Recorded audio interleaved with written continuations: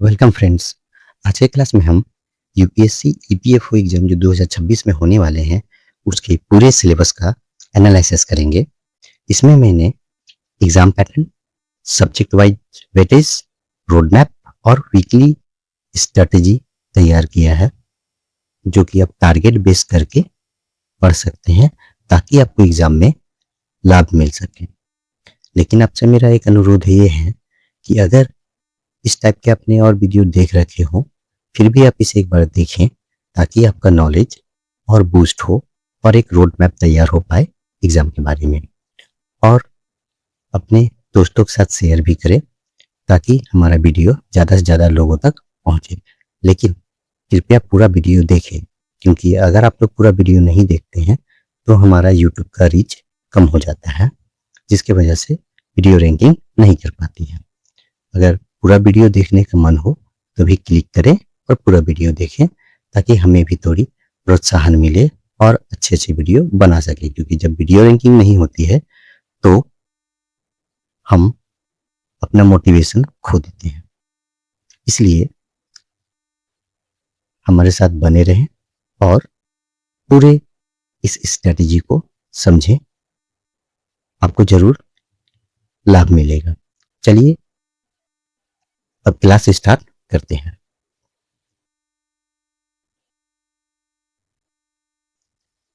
UPSC EPFO exam का pattern 2026 में थोड़ा चेंज हुआ है।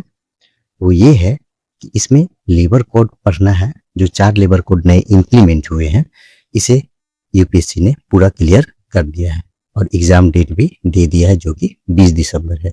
इस बार यूपीएससी पूरा क्लियर अपने नोटिस में ये मेंशन कर दिया है ताकि आप अच्छी तरह से पढ़ाई कर सकें।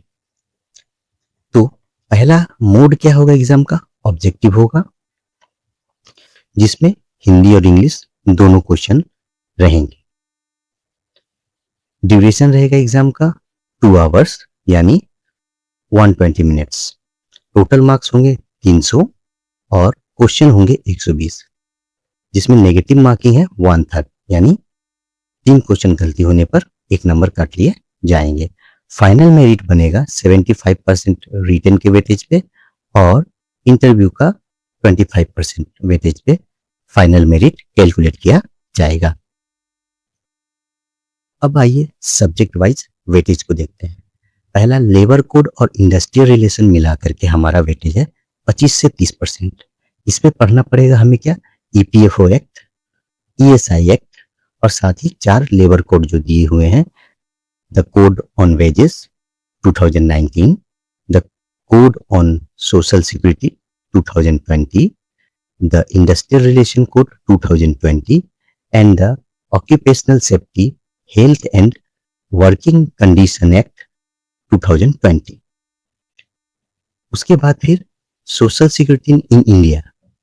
इंडिया में सोशल सिक्योरिटी किस टाइप से है, इसके बारे में अगर कोई क्वेश्चन आता है तो उसका वेटेज होता है 10 to 15%। इसमें हमें कवर करना पड़ता है ईपीएफओ, ईएसआई, पीएमजेजेबीवाई, पीएमएसबीवाई, अटल पेंशन योजना और वेलफेयर स्कीम जो गवर्नमेंट के हैं वो सारे पढ़ने पड़ते हैं। इससे रिलेटेड कुछ क्वेश्चन होते हैं। जनरल इंग्लिश का वेटेज है 15 से 20%, जिसमें grammar, comprehension, synonyms, antonyms, sporting errors और सेंटेंस करेक्शन। इंडियन पॉलिटी और इकोनॉमिक्स का वेटेज है 10 to 15%। इसमें आएगा constitution, government rights, duty, planning, taxation, basic financial institutions के बारे में हमें कुछ जानकारी रखनी होगी जो कि रिलेटेड है गवर्नमेंट ऑर्गेनाइजेशन से। इसके बारे में भी कुछ क्वेश्चन आते हैं। अब अकाउंटिंग एंड ऑडिट का वेटेज है 10 to 12%, जिसमें हमें general entry, trial balance, profit and loss account और ऑडिटिंग प्रिंसिपल के बारे में पढ़ना पड़ता है। करेंट इवेंट और डेवलपमेंट इश्यू का वेटेज है 10 to 12%। जिसमें national international event, government scheme, globalisation and social sector programme के बारे में पढ़ना होता है। Indian freedom struggle and culture, इसका वेटेज है 5 से 8%। इसमें हमें पढ़ना होगा इवेंट 1857 से लेकर के 1947 तक, यानी देश के आज़ाद होने तक का जो स्ट्रगल था वो अच्छी तरह से पढ़ना होगा। साथ ही लीडर्स जिन्होंने देश को आज़ाद कराने में बहुत बड़ी भूमिका निभाई हो, और सोशल रिफॉर्म जो उस समय हुए थे उसके बारे में भी जानकारी रखनी होगी। जो यूपीएससी की तैयारी करते हैं उनका ये चैप्टर अच्छी तरह से कवर होगा, उनके लिए एक बेनिफिट है। Next, general science and computer application. इसमें पढ़ना होगा physics, chemistry, biology, Microsoft office और इंटरनेट का फंडामेंटल्स। इसके भी वेटेज है 5 से 8%। Next, quantitative aptitude and mental ability. इसका वेटेज है 5 से 8%। इसमें पढ़ना है हमें अर्थमेटिक, अलजेब्रा, रीजनिंग, पजल और स्टैटिस्टिक का बेसिक।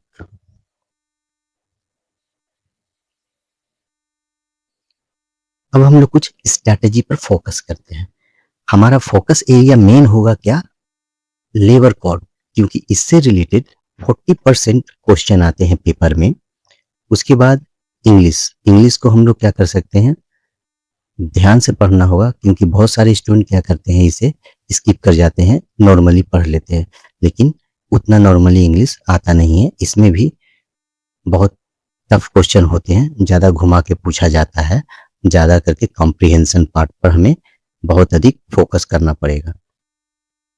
Next, current affairs. इसको कवर करने के लिए हमें एटलीस्ट 12 मंथ का थ्रोली करेंट अफेयर देख के जाना होगा। अकाउंटिंग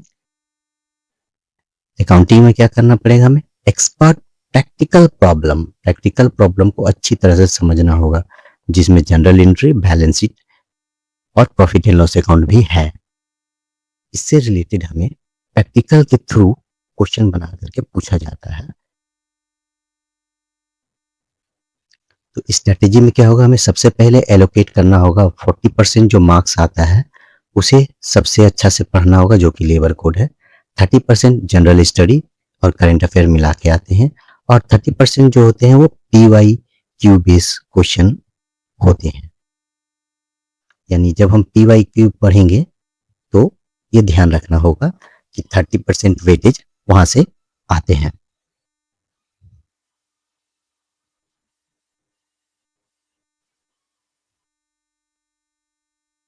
कुछ रिस्क और चैलेंजेस पर भी हम लोग क्या करते हैं, फोकस करते हैं।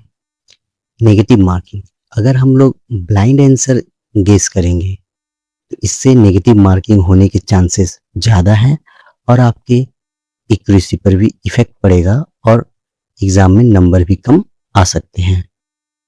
Overlap with UPSC GS, many topic जैसे पॉलिटिक्स, इकोनॉमिक, करंट अफेयर, ये सब जो अगर हम यूपीएससी के बेस पे पढ़ेंगे तो इस एग्जाम में उतना ज़्यादा लाभकारी सिद्ध नहीं होगा, क्योंकि वो ब्रॉड कॉन्सेप्ट हो जाता है।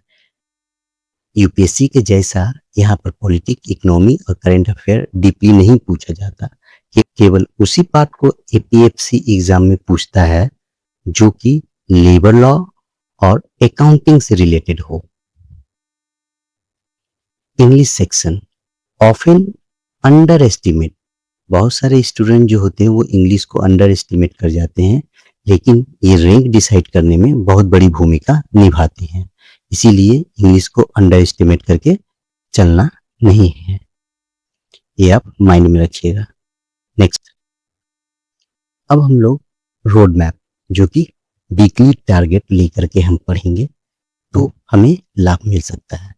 सबसे पहला वीक में क्या होगा, वीक 1 और 2 में हमको कवर करना होगा लेबर कोड, जो कि 40% वेटेज रखता है।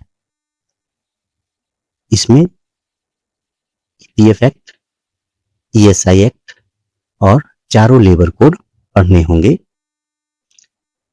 एक्टिवली क्या देखना है हमको, केस स्टडी और MCQ form of previous year.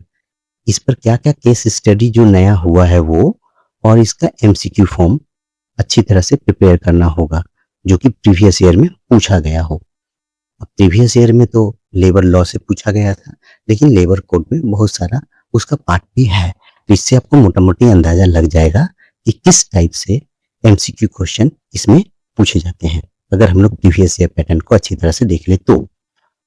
अब वीक 3 में हमको पढ़ना होगा इंडियन पॉलिटी और इकोनॉमी, जिसका वेटेज 15% के आसपास है।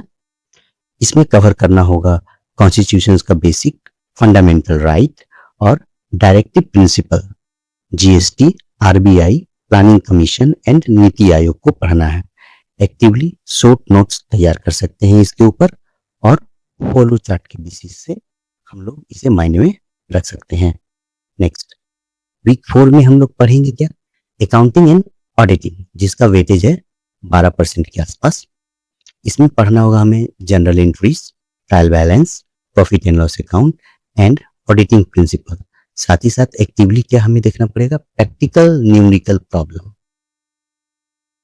क्योंकि पूरा थ्योरी बेस नहीं पूछा जाता है, इसमें डीपली प्रैक्टिकल प्रॉब्लम भी दिए जाते हैं और उसी को एमसीक्यू फॉर्म में पूछा जाता है। नेक्स्ट वीक 5 में हमको पढ़ना होगा इंग्लिश, जिसका वेटेज है 15 से 20%। इसमें क्या होगा, ग्रामर का रूल, कॉम्प्रिहेंशन, साइनोनिम्स, एंटोनिम्स और सेंटेंस करेक्शन। एक्टिवली हमें क्या देखना है, डेली प्रैक्टिस पैसेज, एक पैसेज का डेली प्रैक्टिस करना होगा, और एरर स्पॉटिंग और गलती को समझना होगा कि कहाँ पे इंग्लिश में गलतियां हो रही है और उसे सुधारना होगा। साथ ही साथ कुछ एरर का भी क्वेश्चन देते हैं, एक सेंटेंस दे दिया, उसमें कुछ ग्रामेटिकल एरर रहेगा, कोई सेंटेंस एरर रहेगा, तो उसे ठीक करना होगा। तो ये तभी होगा जब आप डीपली पढ़ेंगे तो। नेक्स्ट वीक 6, इसमें हमें कवर करना होगा करेंट अफेयर और डेवलपमेंट इश्यू, जो कि 12% के आसपास वेटेज रखता है। इसमें क्या करना होगा, government schemes, globalisation, social sector programme और इंटरनेशनल इवेंट को अच्छी तरह से पढ़ना होगा। एक्टिवली हमें क्या देखना है, monthly current affairs quiz. Monthly current affairs quiz अगर हम देते हैं तो इससे हमें क्या बहुत एडवांटेज मिलेगा। नेक्स्ट वीक 7 में हम लोग पढ़ेंगे क्या, freedom struggle, science and computer, जिसका वेटेज है 10 to 12%। अब फ्रीडम स्ट्रगल में हमें क्या पढ़ना होगा,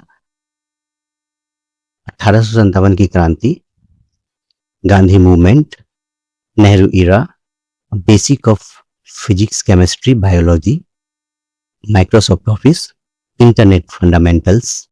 एक्टिवली क्या देखना है, टाइमलाइन चार्ट बना लेना है हमें हिस्ट्री में, और एमसीक्यू क्वेश्चन को अच्छी तरह से देखना होगा ताकि हमें पता चले कि किस टाइप से एमसीक्यू क्वेश्चन आते हैं। इसके लिए प्रीवियस ईयर बेस्ट होगा।